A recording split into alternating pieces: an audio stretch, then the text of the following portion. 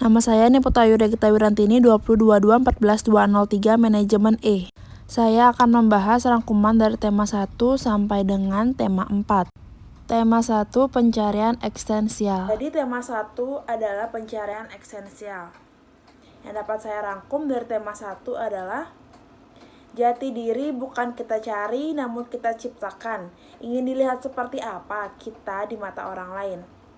Jangan pernah menyia-nyiakan orang lain di hidup kita. Kita harus melewati semua proses pendewasaan diri yang disuguhkan oleh hidup ini. Nikmati setiap prosesnya, baik itu yang menyenangkan maupun yang menyedihkan. Dan jangan lupa untuk tetap percaya dan yakin kepada Tuhan. Karena rencana yang dibuat oleh Tuhan lebih indah daripada yang kita pikirkan. Melanjutkan kehidupan kita harus bisa membuka hati kita dari trauma yang sudah terjadi di masa lalu. Juga kita harus tetap kuat menjalani hari-hari kita. Setelah saya mendalami tema 1 ini, saya jadi dapat pencerahan tentang pertanyaan masa lalu saya yang selalu saya pertanyakan kepada Tuhan. Jadi waktu itu kelas 1 SMP, sekitar umur 13 tahun, saya mengalami jatuh dari motor dan juga saya mengalami patah tulang. Pada saat itu saya mempertanyakan kepada Tuhan, kenapa harus saya yang mengalami semua itu? Namun setelah mendalami materi ini, saya mengerti bahwa itu merupakan proses pendewasaan yang dilakukan Tuhan untuk saya.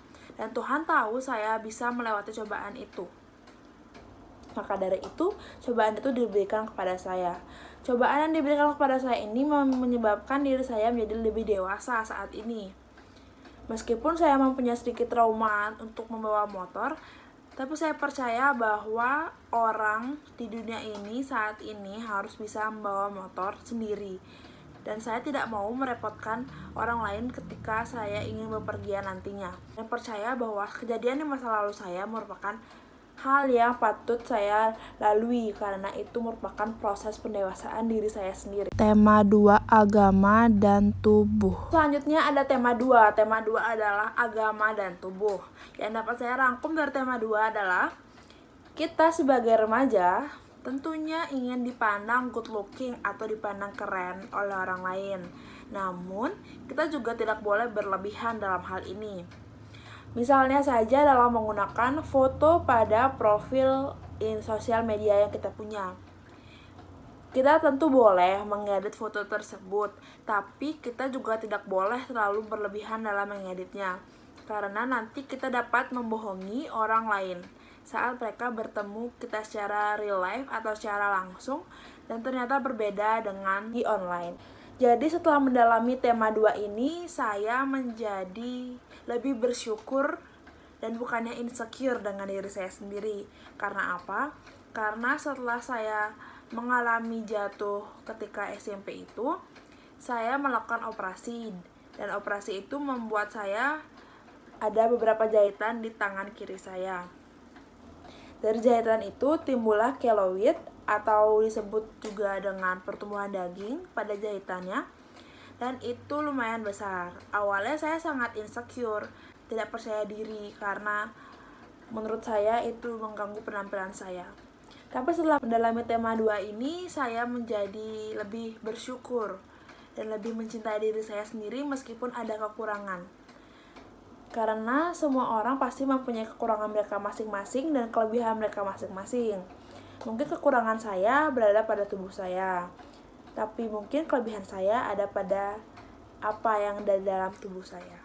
Tema 3, sains dan agama. Ya, ada agama dan sains. Yang dapat saya rangkum dari tema 3 ini adalah kehidupan manusia, agama dan sains sama-sama dibutuhkan dan berjalan saling berdampingan, saling melengkapi satu sama lain. Agama maupun sains tentu semakin lama akan semakin berkembang. Dari perkembangan inilah yang nantinya diharapkan dapat membawa pengaruh positif bagi kehidupan manusia. Agama dan sains mengajak kita untuk melihat dunia dengan fakta objektif yang ada dengan realitas yang beraneka ragam. Sains adalah hal yang sangat menakjubkan jika kita mempelajarinya. Kita dapat mengikuti perkembangan zaman. Agama merupakan suatu sistem kepercayaan, dan sebagian besar pribadi mengikuti agama yang dianut oleh keluarga mereka masing-masing. Dari agama, manusia dapat menemukan jati diri mereka. Agama juga mempengaruhi pola pikir, pola hidup, dan gaya hidup pada pribadi manusia masing-masing. Nah, setelah saya mendalami materi ini, saya menjadi pribadi yang lebih bisa menghargai bagi mereka yang tidak percaya dengan adanya Tuhan.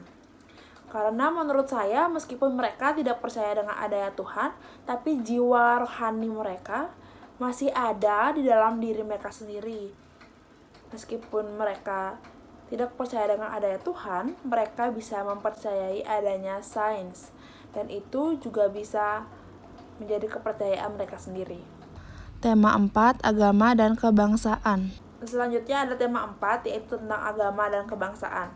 Jadi dari tema 4 ini yang dapat saya rangkum adalah kita harus menghormati dan menghargai umat manusia yang berbeda agama. Karena semua agama mengajarkan hal baik, dan jika ada orang beragama lain yang melakukan kejahatan, itu bukan salah agamanya, namun salah pribadi mereka sendiri. Harus saling toleransi dengan umat berbeda agama. Meskipun agama di Indonesia berbeda-beda dan banyaknya ada 6, itulah yang menyebabkan Indonesia bisa bersatu dengan keanekaragaman agama yang kita punya.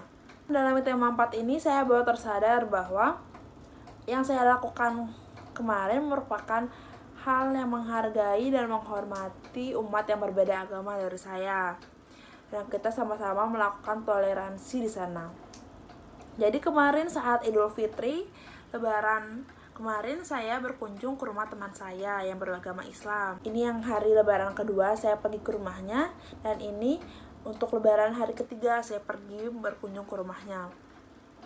Meskipun kami semua berbeda agama, tapi kami tetap melakukan halal bihalal, karena itu merupakan cara kita untuk selalu menjalin hubungan silaturahmi yang baik antara satu dengan yang lainnya. Sekian dari saya, mohon maaf apabila ada kesalahan dan terima kasih.